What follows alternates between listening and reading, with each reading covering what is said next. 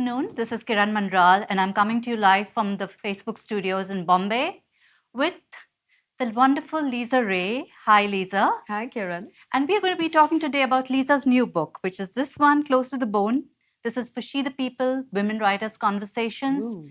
And we're going to talk about what made Lisa write this book.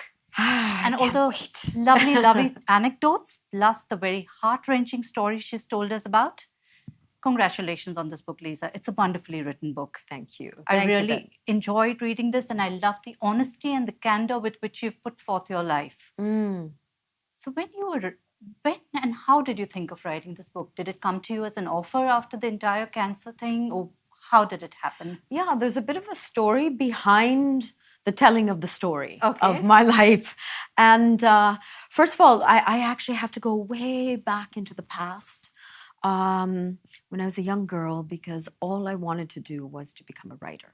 That was it. That was my sole ambition in life. And I should say that one of the main reasons behind it was, well, there were two reasons, because I was a reader. I was a passionate reader. I just loved books and I loved diving into those worlds. But also because I was very socially anxious. And I was trying to figure out a profession where I would have the least possible contact with human beings. I hear you. So I kind of figured, you're laughing at me because, of course, I became an actress, right? That's what you do when you're socially anxious. That's what life had in store for me. But, if it was my choice, I would have become a writer. I've also always been a little bit of an observer, of just human beings. I don't know, I'm just built that way. I will tend to sort of sit in a room and take in the details and file it away in my, in my mind. So anyways, I always anticipated and hoped that I would write a book, and life had other plans for me, of course. And then cancer happened. And that was obviously a huge reset in my life in terms of lifestyle and perspective and everything. And as a result of announcing my cancer publicly, very publicly actually, from the red carpet at the Toronto International Film Festival, I started writing a blog. I, received a tsunami of support from people. And on the basis of that blog that I wrote called The Yellow Diaries, which was chronicling my experiences with cancer, I was approached to write a book, my memoir. And initially it was supposed to be, based around my cancer experiences.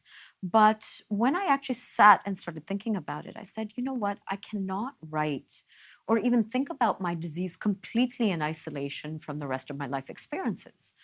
Because in my belief system, I believe that the disease, or the seeds of the disease, were planted much earlier on, that it just didn't spring out of nowhere and happen in isolation.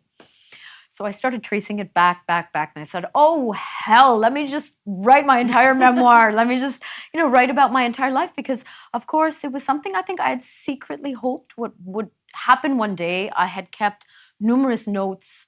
I have friends who can back me up, where I'd be sitting in the middle of a dinner and then suddenly I'd be sitting and scribbling away a thought or an impression that I had.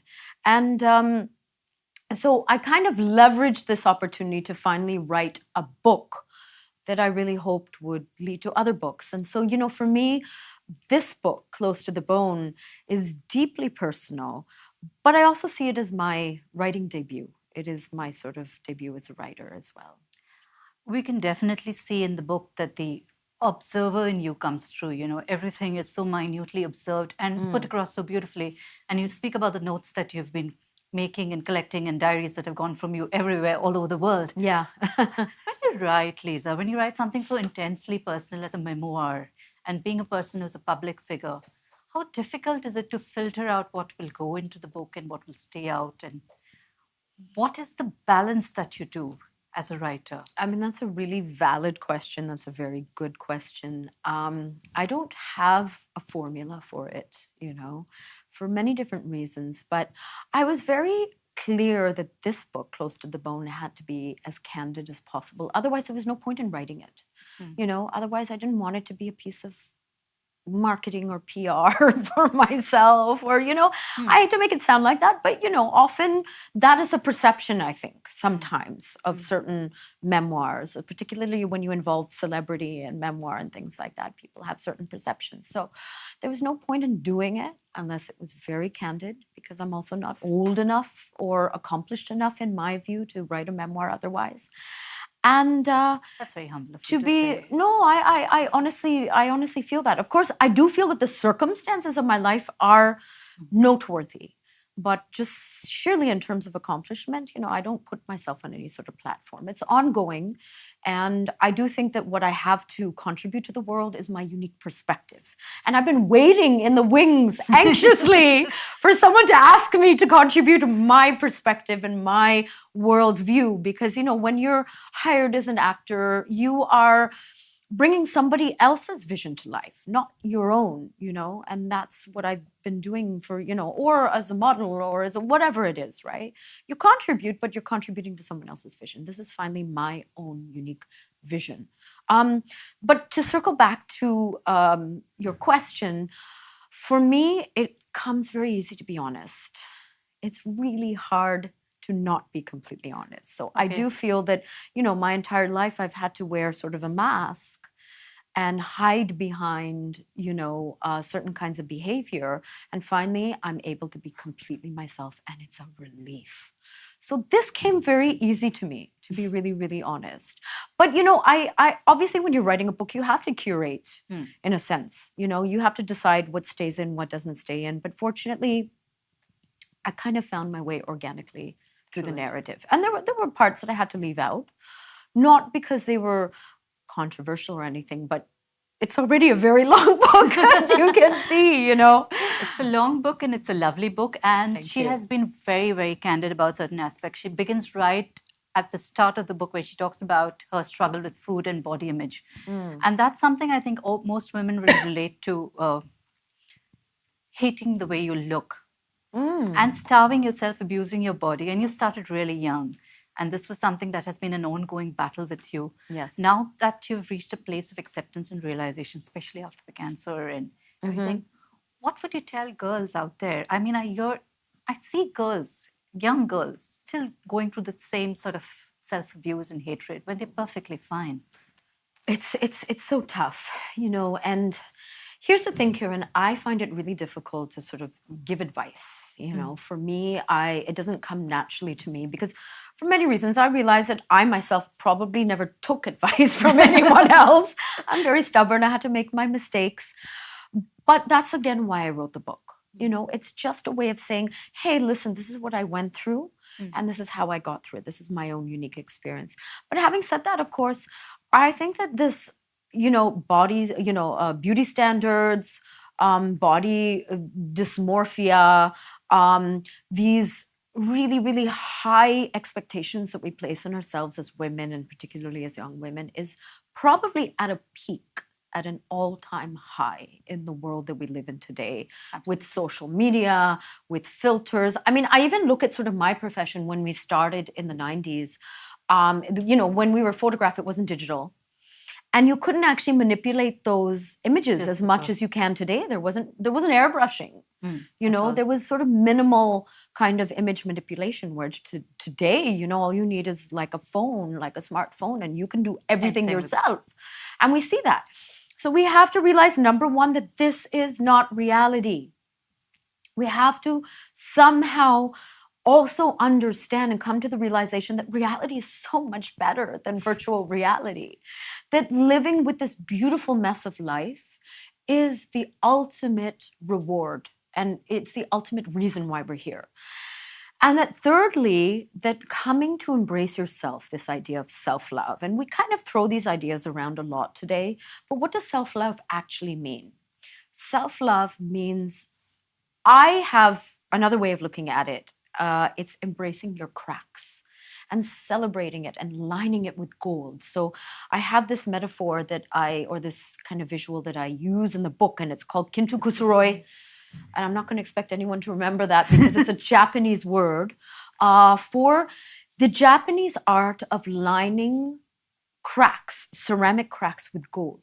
And it's such a beautiful metaphor. And I came across it much later in my life. So imagine you've got a bowl and it cracks. And then normally what we do is we try to fix something and hide the crack. So it should look like it's exactly new, like nothing has happened. But what the Japanese do is they'll take it and exactly where it's been cracked and broken, you line it with pure gold. And these objects are so beautiful.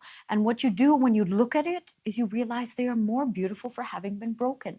And I actually tear up. I get very emotional when I think about that. Like I shouldn't. I'm a very emotional person. But it really is such a powerful metaphor for understanding that we will be touched by, we are flawed. We are not meant to be whatever is this random version of perfect. My imperfect is perfect. And that when you look at an object and you see the scars, like I have my scars on my arm that I've never covered up. I have, this is my port, from my cancer treatment, and I still use it to access my veins. Who I am today, I think, is far more powerful and beautiful because of all the things that I've been through. It's not easy. I know when you're a young woman starting out and you're trying to figure out who you are. So first of all, sometimes also what you have to do is just get rid of the noise of the world. Sorry, I'm sitting here in Facebook's office, but I'm also saying you gotta shut off the social media sometimes to understand who you are. Absolutely. Sit with that stillness. Ask those questions of the world, of yourself. Who am I before you put yourself out in the world? That's all I can say. It's not going to happen overnight.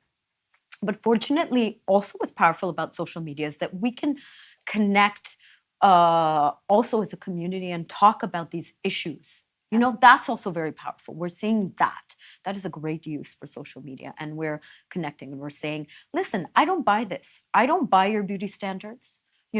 Take them, shove them, where. And I'm going to accept myself the way that I am. And I'm going to put that image out there. And then more and more of us are going to be brave enough to do that. Absolutely. And I see this a lot in your book where you've been searching for yourself. Yeah. You've gone away, you've left everything behind, and you've gone off to meditate, you've gone off to find meaning, you've gone on retreats. And it's a constant recurring theme in your narrative, going away, finding yourself and coming back. Now, when you go away and you come back and the world has gone ahead without you, what does that readjustment phase like? Especially when you're in such disparate worlds, a high glamour world, and then go away and come back. So that shift must be tectonic. That's actually a really good question because it also brings up this whole word that really gives me chills, and that's relevant. Are you relevant? This is a new concept because back when I started in the 90s, if you had a little bit of mystery about you, if people didn't know so much about you, it actually worked in your favor because then people wanted to know more about you. There was a little bit of a mystery about celebrities in those days. And today we're putting it all out there. And are you relevant? And are you constantly fresh and, in the news and things like that? So for me, investing in my inner life and trying to understand who I am beyond just this and also beyond what people thought I am. Because that was also a big struggle in my life, right? Because I started when I was 16 years old and my life is an accident, as you can understand from reading my book. Other people decided who I was. First I started as a sex symbol and then you're a model, you're this, you're that. And if you are a model, then you can't possibly be this. You can't also perhaps have layers and depth and different dimensions and things like that. And that was a real struggle for a young woman who I felt had so much more to say and contribute, So it became a priority in my life to understand, to find deeper meaning in life. I'm just curious. I've always been very curious, and I always felt, like I said, that there is more to our existence than just this.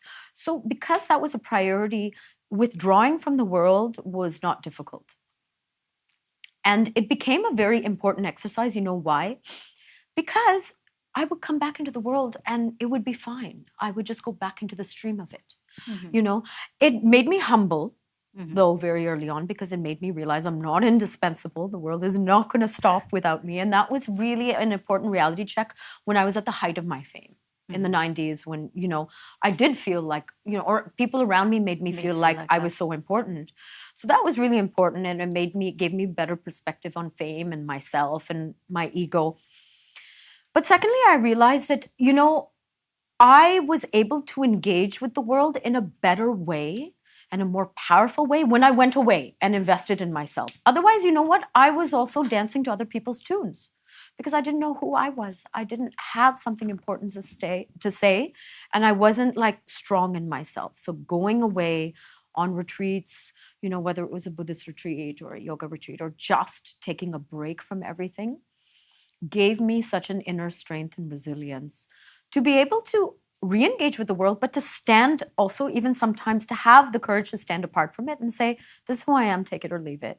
And the funny thing is, Kiran, when you do that, it's quite interesting. Most of the times the world will stop and listen to you. That's lovely. It's just funny. It's just that we are fed this narrative that makes us feel very insecure and very scared about stepping out of everyday life. Okay.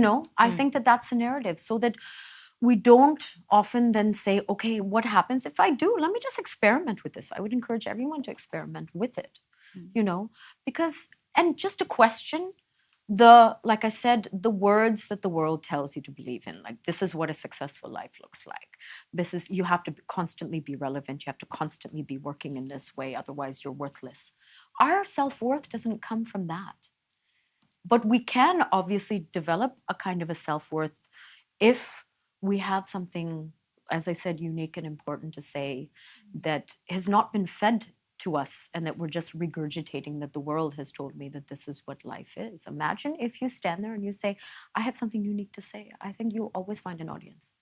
And it's interesting you say this because the kinds of roles Lisa has done have been very, very off the beaten track. And she could have been a Bond girl. She could have been in Hollywood in the best of the movies. But she's chosen projects that sort of appeal to her and would speak to her, stepping back, choosing them wisely. And yeah, these are for better or for worse. I mean, that's my personal journey. It's not for everyone.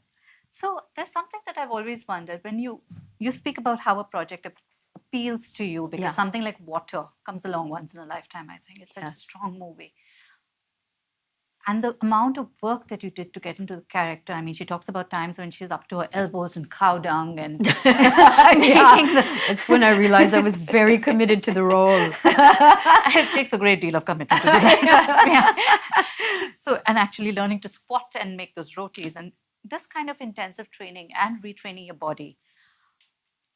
Do you think that, given the pace of the way the glamour world is now and the way films are now, this is a luxury that you have to be able to pick and choose and to do the things you like to do and to invest so much time in them? Yeah, I think you're absolutely right. It still is considered a luxury. And see, I mean, I don't have anything, like, my career is not conventional, mainstream in any way. So I'm not trying to condone it in any way, because this is what worked for me. And in fact, as I said, if anything, I couldn't do the other thing. I was offered a lot of mainstream roles right from the beginning. There was just something in me that stopped me, And people around me, of course, think you're mad. They think you're completely cuckoo. There's something wrong with you. And I had to also be able to develop a kind of an inner strength, or like a shield against other people's opinions. But I do think it's a bit of a luxury, of course, to be able to pick and choose your projects and do them as you want. But I'm seeing a shift in India, and that's why I'm actually shocked and very pleased that today at 47, I'm still here in India, still somehow doing interesting projects. Because I think it's a very interesting time. Because what's happened, of course, is we are making a shift to doing projects, particularly, you could say, in the digital space, which are a lot more thoughtful, a lot more character-driven, that I hear and I understand that the directors are a lot more hands-on in terms of doing workshops and training actors, and you do sort of, as I said, a lot of workshopping around the characters and the narrative. That's fabulous. And there are a lot more opportunities now for very serious trained actors who are not interested in being stars. Mm. And that's what I was many years ago, but there was no opportunity for me in India in those days, and nobody wanted to take me seriously, so I had to leave. So I'm kind of coming full Full circle and circle. coming back and seeing that, it's a very interesting time in India. So I would argue that actually this is the first time I'm seeing in India that people are taking the process of putting together Mhm. a project much more seriously in terms of developing the characters. Lovely. Yeah, for the first time I'm seeing that. And you see wonderful projects like Made in Heaven. It's just phenomenal. It's mind blowing, that kind of content. And for sure, I'm sure that there were conversations, if not workshops, with the actors on Mhm. those kinds of projects. So what I put into water is now I'm seeing it happen in select. It's still select. Of course, it's select. And it's not in every sort of project. So yeah, it is a luxury. I'm the first to say it. But you know what?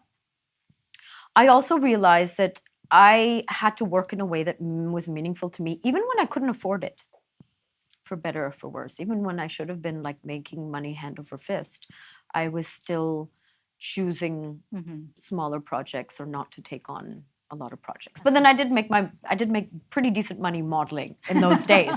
Because in the 90s, models or modeling was a very lucrative profession. Mm. I feel much more lucrative than it is today. Than today. Mm. But you were always someone who was ahead of the curve, even when it came to your cancer. I think you were the earliest to speak out about it in public. Mhm. So this entire process of choosing your roles and doing meaningful roles, also speaking out and going public about your cancer and making public appearances, that was something that no one had done to that point. No one spoke about it, no celebrity at least. It was always hush hush. Mhm. And I read about it and how the entire thing came about and how fitting into clothes was a problem. And when you have to go on the red carpet and you go with Yeah. specs and your wetsuit, Yeah. your wetsuit. So, My steroid wetsuit, so yeah. for a profession that depends upon body image and looks Yeah. and the way you present yourself, that must have been an awfully difficult time. Would you like to talk a bit about that? It was a very powerful time. It was a very, very powerful time for me because, um, as you know now, Kiran, having read my book, that because I always struggled with this idea of, the beauty standards and, especially something like the red carpet, where it's all down to exactly how you look and whether your shoes match and da da da. And, women in particular are going through so much scrutiny. Um, I was never comfortable with that. And then at the same time, I have this opportunity to stand on the red carpet and talk about something that was finally deeply personal to me when I was 40 pounds overweight, bloated on steroids, and to finally break my silence on what I was going through. It was actually not difficult. I feel that my whole life was leading up to that point. It was an incredible platform and an opportunity to bring these two worlds together because otherwise I'd always been feeling divided. There was this one part of me that was as I said, doing the celebrity circuit and doing whatever I was doing. And then there was the other me that, that was perhaps more thoughtful and observant and had those layers. Mhm. And I was always trying to figure out how the hell do I bring the two me's together? And then this was the opportunity. It really was standing on that red carpet. That's why I wrote about it. In fact, that's why I start the book talking about preparing to go on the red carpet to make my diagnosis public. And then we leave that and then we go back to it towards the end of the book. It was a very powerful moment for me. And It was a very powerful opening for the book. Absolutely. Multiple myeloma. And the way you said the doctor told you about that in pauses and full stops. And the diagnosis came. And it must have hit you completely out of the blue. You were run down and not feeling too well. But you talk about your father saying that now that we have a diagnosis, we'll get through it. mm, How has it been to, you know, your father, of course, went through a very traumatic losing of your mother that yes. just before that. So, how has it been to rely on your father, who is the person ideally you should have been taking care of at that point, but he was taking care of you? So, it's like a shift in generational expectations, so to speak. Yeah, yeah. So, that whole thing about being cared for by your dad when he's just finished caring for your mom, Mm. that entire experience, did you feel that it was I don't know, you believe in Buddha and karma. Was it like a learning curve or something coming back to you? How did it work There for? is, yeah, there's a little bit of that for sure in my life philosophy of that, that I frame that no experience is ever wasted. There is something to be learned from every experience. And it's only, in the moment we might label something good or bad, traumatic or exhilarating. But, looking back, we don't understand. It might just be a step towards something else. And I took my cues from my father. My father's just obviously an incredible man. And because he was so calm about the whole diagnosis, and I know it wasn't shock because shock would have worn off, but he was also strangely prepared, like something had been preparing him for this all along. And I can't explain it except to get metaphysical. But so I took my cue from my father, and he was there every step of the way, holding me energetically, and just his presence was so comforting through my cancer experience that I never felt like I should be taking care of him. It didn't occur in that point of time. Okay. Although, of course, we should talk about the caregivers. Often, what happens when you're diagnosed with something very serious, especially cancer, is the entire family suffers so much. And, all the attention is obviously on the patient, and the people who are really, really dealing with it emotionally and going on that emotional roller coaster don't get a lot of attention. And I do think it's really important to turn around and go back to the caregiver and be able to give them attention as well. Absolutely. That's a very important point. I'm just going to stop here and say that 2 copies up for giveaways of this book. So please send in your questions. Lisa will answer your questions and she will choose the best 2 questions to send out copies to. Really? So start sending in the questions. Oh, we've got a few questions. Oh, okay. Let me see. Say something about your book, Close to the Bone, which is close to your heart. Okay. Okay, so say something about Close to the Bone. I would say that Close to the Bone is a book that has been 25 years in the making. And the way I have of describing it, it's a travelogue of my learnings, my insights, my highs, and my lows. So I don't like calling it a memoir, but it's literally like you're traveling through not my life, but you're traveling along with me. And I hope that I get a chance to take the reader on a journey, also through many places, through many eras, and through many experiences that I've gone through. And hopefully it will connect us as well, because the best books, I think, connect you. Absolutely. And you are able to find little pieces of yourself. Because I don't think that I'm special, unique, or anything like that. I really don't. But in opening myself, I think that we can all find pieces of ourselves and connect. That's really important to me. We do connect because there are a lot of instances when reading it as a person myself, I could see bits and pieces of me in it. So absolutely bang on, you do connect. There's something I needed to ask you. When you did Top Chef, given your relationship with food and the body, what kind of a mind shift did you have to do to start tasting everything and start building up a friendly equation with food back again? I mean, that's why I chose to do Top Chef, even when some people advised me not to, is because by then I had made my peace with my body and it was post-cancer.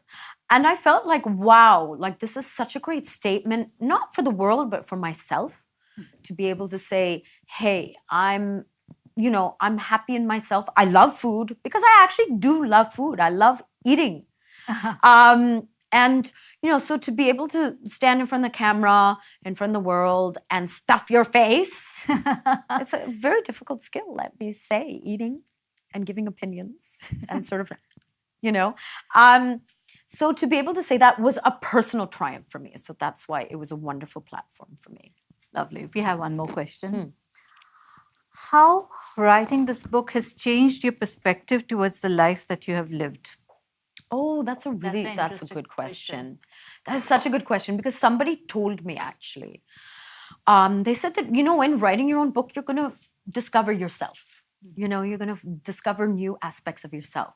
So that definitely happened. But also, what was really cool is I got to understand aspects of my parents. That was really precious because, you know, I mean, we take our parents for granted. I knew something of my personal history, but I hadn't really inquired, like sat my father down and said, "You must tell me, how did you and mama meet? How did you, you know?" And whenever I used to ask him before, he used to get like very shy. He would get very shy. My Adorable. father, he was very shy about it. He would say, "Oh, you know, we fell in love." And like I knew the general thing that my parents, my father was traveling on a scholarship and he met my mother in Warsaw and all. But I didn't know the details. I said, "Well, how did you keep in touch?" My mother couldn't speak good English. My father was studying in England. He was like a young Bengali intellectual and everything like that. So uncovering my parents' story was fantastic. And uncovering even further back some of my family lineage was really fascinating for me. There were so many things that even I didn't know. In your book, Lisa, I read about your relationship with the various men in your life. And you've been very candid about many incidents. You've even spoken about an incident of domestic violence that you faced. Yes. We do have a lot of it everywhere. Yes. And we don't talk about it enough. Do you think that we really need to get the omerta surrounding this out? Yes. Oh, absolutely. And I think not just the case in India, of course, but like all over the world, you know, there's this incredible shame. And it's the shame coming from the women often. And we have to, you know, the only way to address that, I think, is just to bring things out of the shadow, you know, to start talking about these taboos. You know, even if perhaps we have a forum where we discuss it anonymously, because I do understand that there's serious repercussions. But that's why I chose to write about, you know, this one incident that happened and to be very open about it. Because even I had not spoken about it previously. I just kind of buried it and moved on and, you know, thought I was very brave for not talking about it. But no, actually, we have to talk about it because, again, that's a way of connecting and dispelling the shame around this because it's not our fault. You know, it's really it's the perpetrator's fault, you know, for inflicting that kind of violence on anyone, and it's not acceptable. It's only by talking about it openly that, again, we'll dispel the shame around it. Absolutely. I think more needs to be spoken. And when people like you who have the public attention can talk about it, it gives others more strength to talk about their own experiences. So thank you so much for talking about that. Also, tell us a bit more about the advocacy work you do for cancer awareness and treatment. And Yeah, that's been going on for some time now, ever since I was diagnosed, and it's something that I'm very passionately involved in. I think, again, talking about my story, traveling around India, where we have a lot of still misinformation, fear, a lot of taboos about still talking about cancer. Although fortunately, that's changing now. We've seen, especially over the last few years, Manisha, who I really respect and who is a friend, has, you know, again, was someone who spoke about it very openly, and she's written a great book about her cancer journey. And then, you know, now so many others, Tyra and Sonali and so many other celebs are speaking about it. And that's obviously dispelling also some of the shame around it. But we need to just keep talking about it. And that's how I can contribute. And you know what ended up happening is that when I was going through my cancer treatment, there were so many people that just were so incredible, that gave me so much support. And when I would ask them, "How can I thank you?" You know what they said? They said, "Just pay it forward." oh, lovely. So this is what I try to do through my public talking. Lovely. We'll take some questions from the listeners. Yes. Send in your questions. You can even heckle me. I'm sure some of my friends want to heckle me. I'm waiting for Preeta's questions to come in. She promised. Yeah, Where are you, Preeta? Preeta? Preeta Suktankar, where are you? Do you think opinions should matter at the end of the day? You know best, or what should matter? That's a very That's a very good question. Who's asked this question? Hira Mehta has asked this question. Hira, hi, Hira. Hi, Hira. Very excellent question. You know, somewhere probably there has to be a combination in our life because we also don't exist in complete isolation. We are also connected with everyone and everything around us. So, even though I worked very hard on developing my own gut instinct, my own inner, you know, GPS system and radar, I do believe in listening to myself And I don't believe in taking on too many opinions around me because that's where things get confusing. And everybody loves giving their, especially in India, let's face it, we all are very opinionated people. And I think that's fabulous. I'm not saying it's not fabulous, but you have to know whose opinion to take. So I think that you have to develop your own, this instinct, your gut, to know what's right and wrong. And then it's probably best to have a few key people around you and take those opinions. But yeah, you cannot take on too many opinions in the world. Absolutely. Makes complete sense. Just go with your gut. Yeah, and validation. You don't need the world's validation. I mean, that sort of validation will find you, I feel, that when you are very strong in yourself. Absolutely. Wonderful advice. Writing this book would mean you had to relive a very traumatic phase. Was this a struggle going back after coming out? That's a good. Who's asked this question? Shonali Advani has asked this question. Hi, Shonali. Great question. Yeah, you know what? I want to say today that, now when I'm sitting here, obviously I'm happy, proud of the book, but I had a little bit of I had an emotional breakdown at the end after the first manuscript. Absolutely. It wasn't that I had particular days when I was very emotional. I think writing about my mother's death was very tough. It's something that it still brings tears to my eyes. And I feel that, and I've written about that grief will never completely leave me. There were certain things that maybe didn't affect me as much, but I don't know what affected me. All I know is that at the end, when I had just finished writing the book, I cried. And my husband had to pick me up off the floor, scrape me up off the floor and take me out to dinner and make me feel better. Total catharsis and exercise. Total catharsis. Very cathartic. Yeah, lovely. Absolutely. Yeah. Now, Monica Wali has asked, do you think your ability to deal with your fears is stronger now? Good question, Monica. Yes, it is. It is absolutely. And first of all, very simply put, my ability to deal with my fears is better and stronger now because I can see my fears. Because of meditation, I can separate a fearful thought from another thought. So I can actually, I can say, oh, that's just fear talking to me. You want to sit down, fear, and have a cup of coffee with me and have a conversation? So as soon as you can create that distance from your fears, it doesn't have control over you.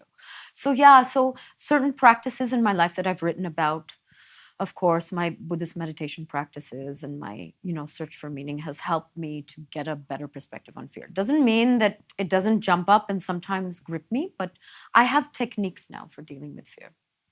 I'm going to ask you a writer question for our Women Writers Workshop. What was your process like when you were writing the book? Did you sit down and do a first draft and then go back and revise? Or was it like a skeleton and then build it up? What was your process? It was a bit of both. There was a skeleton. Structure was really important and tough. I think that writing comes naturally to me, but structuring a book is something I'd never done before. That was very difficult. And of course, I started writing the book. I had a first draft and I submitted it to another publisher. And then I panicked because I just realized that it wasn't the right book. And I withdrew it. And then I sat on it for years. And I had so many. This is a great example of following your gut. So I had a lot of people around me say, what's happening with you? Why don't you just finish your book? Like they could not understand. Even I couldn't explain it rationally. But fortunately, I trust myself. And I trust that there was a reason why I was not finishing the book, and it wasn't a purely rational reason. So I sat on it. People thought I was mad, they thought I was being lazy. I knew there was a reason and I couldn't explain it. And then finally, but what I realized is that I'm writing a book about finding your authentic voice, about my search and my journey.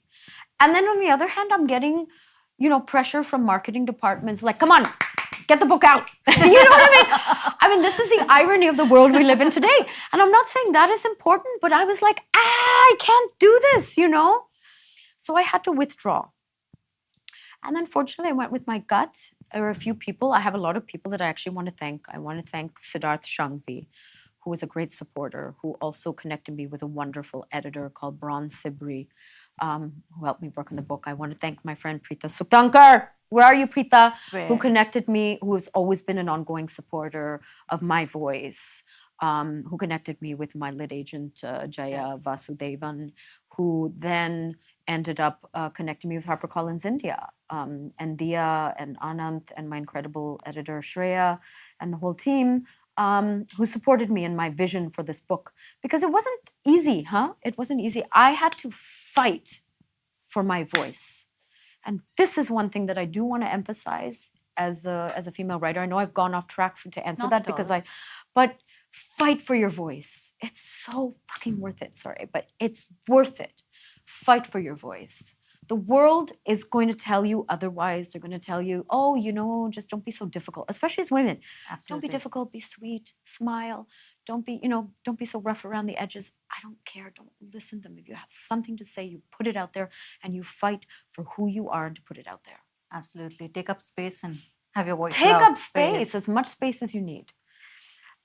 One final question before we close the live. Hira asks again, did you go back and reread the book? It would have been tough. Yes, it is. I actually need a break from reading the book because the editing process was so like, oh my God, you are in there. It's like taking a magnifying glass, right? And you're like literally reading the same paragraphs and then refining again and again and again. Because for me, the book is not just a story, but how it was told. So I was like rewriting sentences and getting obsessed with words and things like that. And I finally had to. So I'm gonna now reread the book now that I can't make any changes. I have no possibility of making changes. It's sort of the final version out there. So I'm gonna now reread the book, but I needed some distance. And it's always scary to read the book after it's very frightening. Very frightening. So I haven't dared reread any of my books after that. It's so hard. It's really hard. No, but I think I will.